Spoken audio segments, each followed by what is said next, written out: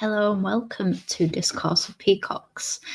Hope you're all doing well on this run up to Christmas. I have one of my many Christmas jumpers on, no judgment, all love when it comes to Christmas. We're going to have a bit of a different video today. We are going to be discussing Junior Firpo and my opinion on the issues and situation that we currently have with our left back.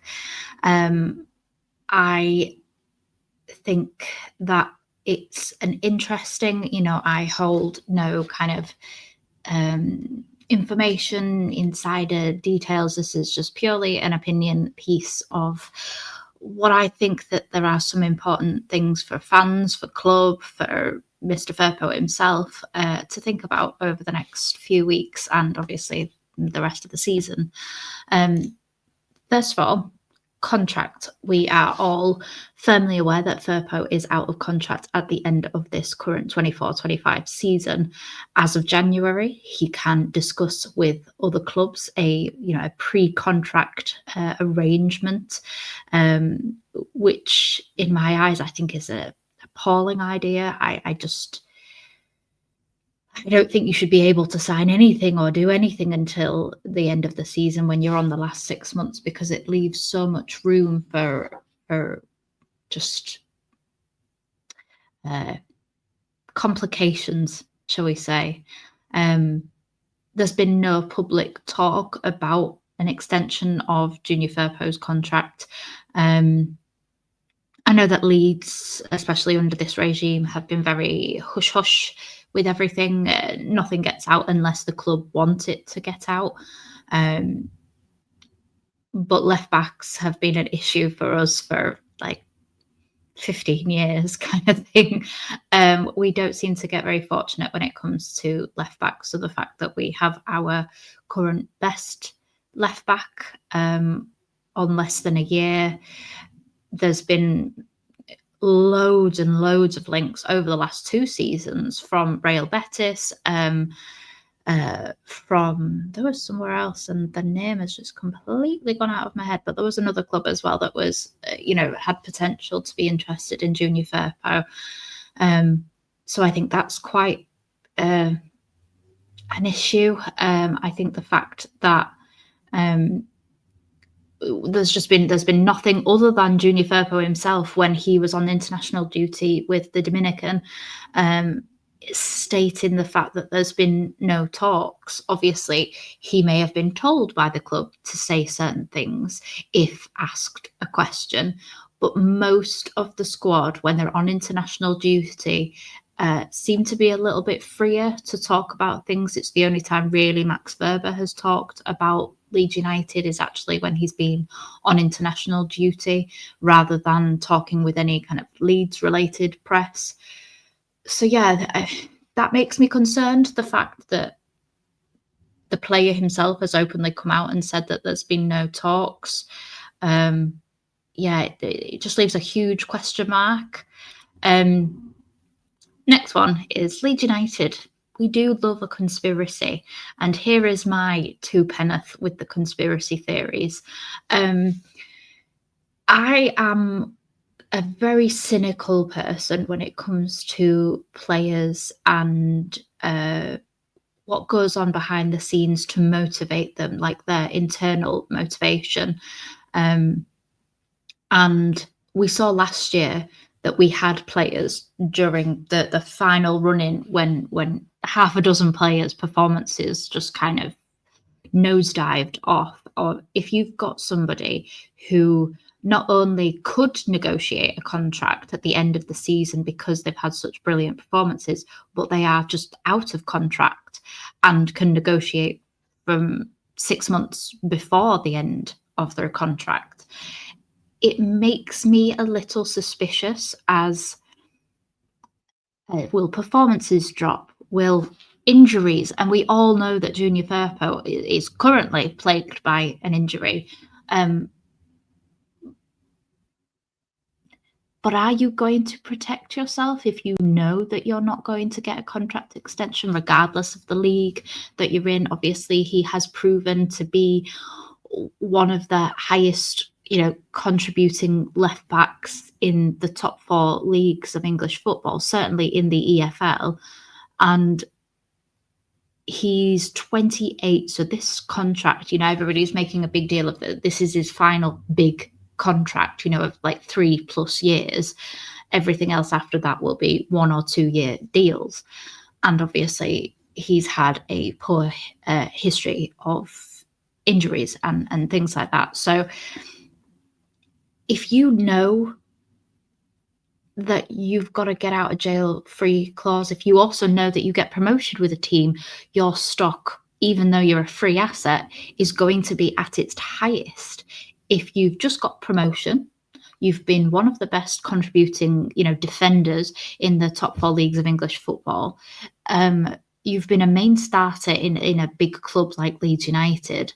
You're going to be able to negotiate some incredible terms when it comes to. So even if he doesn't make a decision in the January, if he is, if he stays on performing well, then he gets promoted and then still leaves because we part ways and Leeds weren't grown up enough to offer him a new contract. All these things are going on in his mind, and it makes me suspicious when people don't appear to be performing well. Unfortunately, we did see it with our players last year. We saw it with Somerville. We saw it with Rutter. To a lesser extent, we kind of saw it even with Archie in the final, in the playoffs. He was poor. There was very few people at the end of that season that can hold their head up and say that they didn't let their professionalism drop the slightest. And with Firpo being genuinely free to do whatever he wants as of January when it comes to foreign clubs, and we all know that he's made complaints about the weather over here, so the likelihood of him wanting to stay in England, if it isn't at Leeds United, is incredibly slim. Like, he wants to go back to Spain. He's made, fair play to him, he's actually made no secret of that, so at least you can kind of commend him on his honesty. But I'm not for individuals. I'm for Leeds United. I am wanting my club to succeed because of players, but also in spite of them as well at times. I'm going to bring things to a little bit less emotional and more kind of factual viewpoint of looking at the stats of last year versus this year. And can we draw any conclusions from those facts? So last year he had 28 appearances and he had 7 assists. Now, most of those appearances did come in the second half of the season. He didn't play he wasn't even in the squad for the first 11 games of the season. I think it was the last week in October where he got his first kind of game for us. So, that's already, you look at how much of a disaster the first month of August was of the season, how many games we dropped silly points in because of the fact that we had no team. Most of that team that started in like the Birmingham game aren't even at the club anymore, let alone in the starting lineup for Leeds United. So yeah, obviously 28 appearances, 7 assists, most of which came in the second half of the season, specifically when we went in that really kind of good run. But even when we were stumbling off near the end, I believe in the Middlesbrough 3-4 game that we won, he got 2 assists in that game. So, he was fairly consistent. He didn't drop off in that season, so full credit to him for that. He wasn't one of the players that let us down at that point in the season.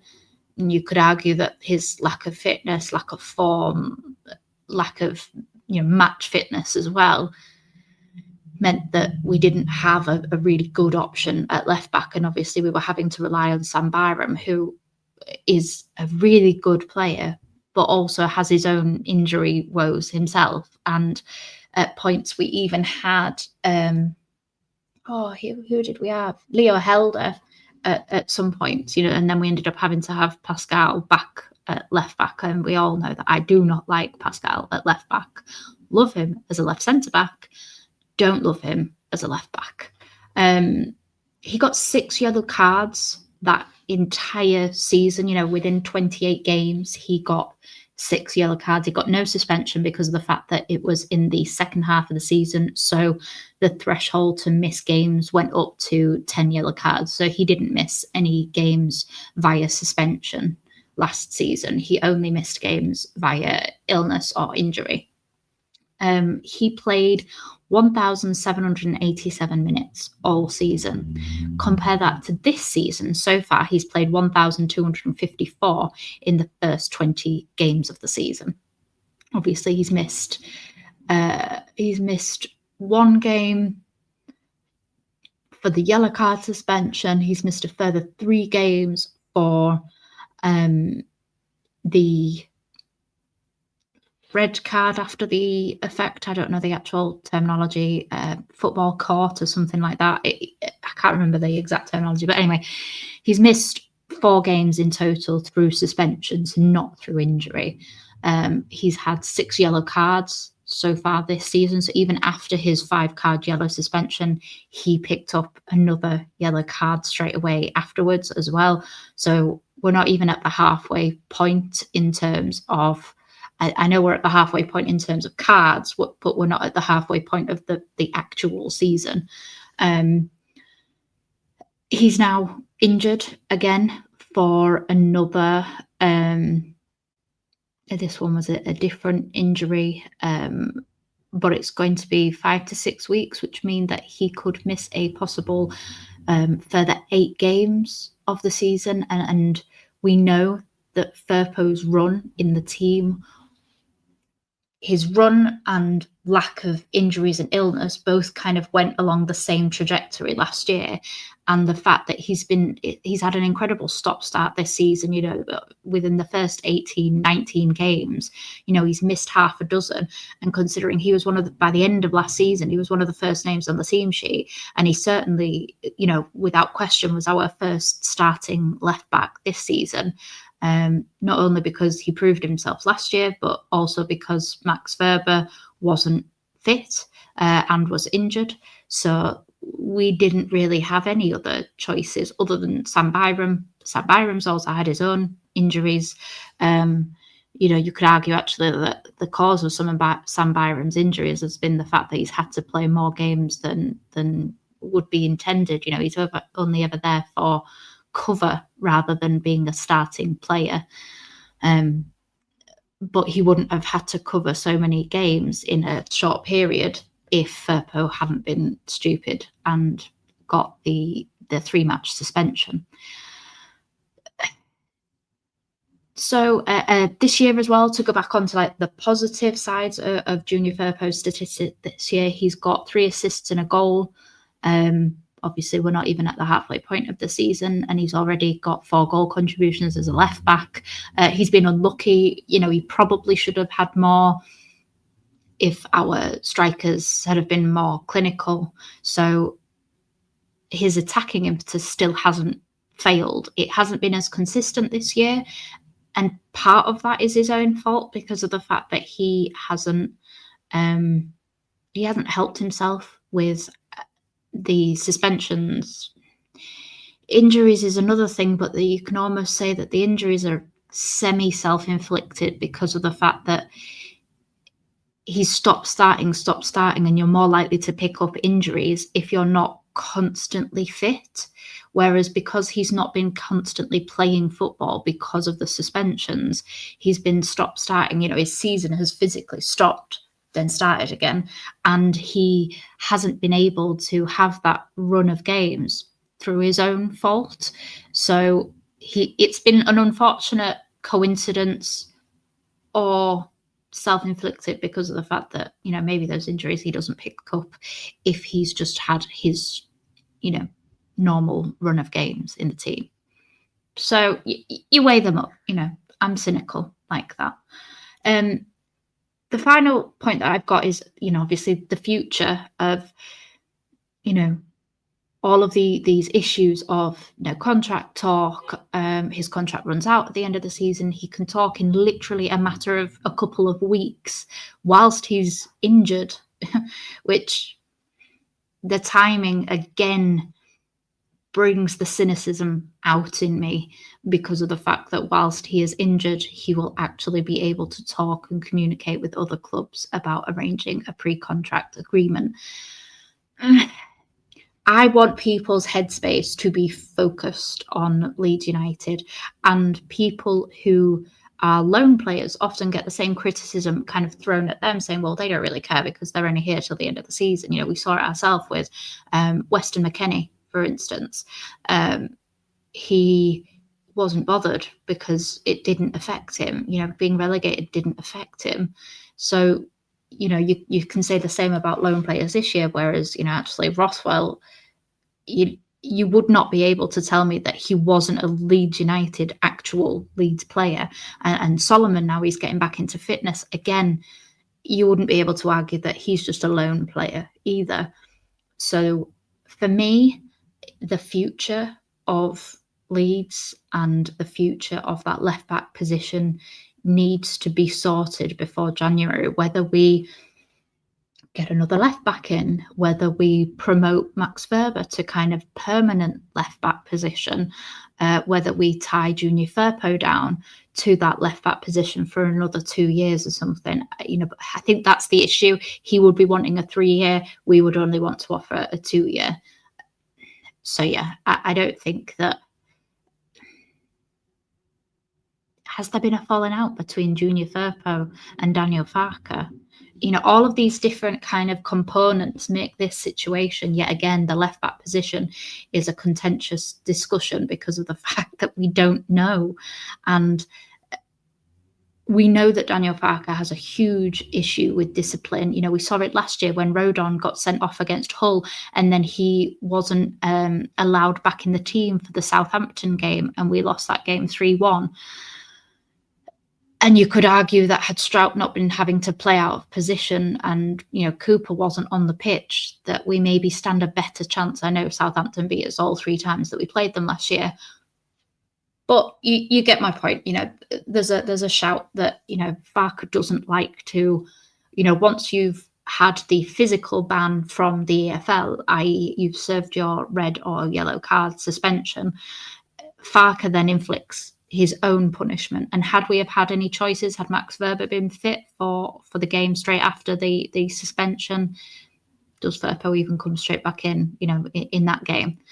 Has there been a bit of a, he was quite scathing about the match fitness being obviously caused by the lack of game time because of his suspension.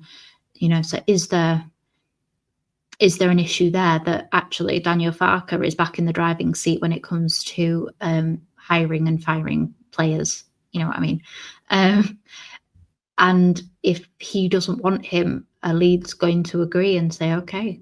But for me, we need some clarity in January as to where we stand with our left back position, whether it's renewing Max Verber's contract, whether it's renewing Firpo's contract, whether it's getting an understudy in for Max Verber and Junior Firpo, whether it's promoting an under-21s player and giving them more game time, whatever the situation is, Leeds United fans need clarity when it comes to that left-back position, because we want every single player with their minds 100% focused on promotion throughout the entire longevity of the season, not just during good periods. We need that momentum, we need that mentality to stick with us throughout the entire season, not just the first 30 games.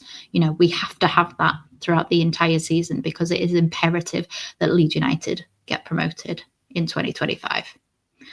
Any thoughts on this topic? Any thoughts on Junior Firpo? Any discussions on who you would bring in, what outcome you'd like to see? Would you like to see Junior Firpo get a contract renewal? Would you like to see Max Verber get an extension? What would you like to see? We've not even discussed the fact, is Max Verber only playing well because he's putting himself in the shop window? That's, another element to this left back limbo that we find ourselves in. So please, like, comment, subscribe, get your thoughts in down below. Let's have a discussion. What are the solutions to a problem like Junior Firpo? I'll see you guys in the next one. Bye.